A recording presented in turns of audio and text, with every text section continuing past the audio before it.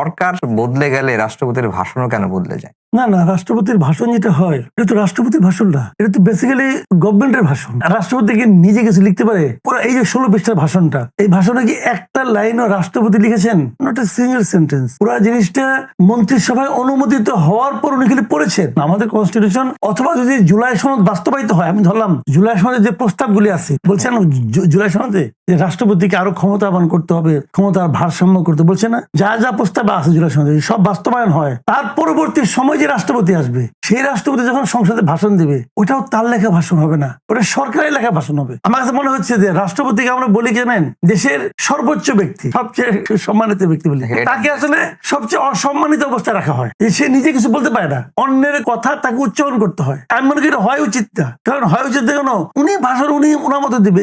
এই জন্য মাঝে মাঝে বলি যে আওয়ামী লীগ খুব দুর্ভাগা একটা দল। দুর্ভাগা দল এই কারণে তারা তাদের নির্বাচিত 2 জন রাষ্ট্রপতিকে তারা মির্জাফর বলতেছে, এর আগে বলছে শাহাবুদ্দিন আহমেদকে, এখন বলতেছে এই শাহাবুদ্দিনকে। 2 শাহাবুদ্দিনই তাদের দ্বারাই নিয়োগকৃত। কিন্তু আপনি এদের জায়গায় নিজেকে বসে ভাবেন, আপনি পারবেন না তো কিছু বলতে। ওই যে লেখা তাকে দেওয়া হয়েছিল, ওর বাইরে সে কিছু পড়তে পারবে?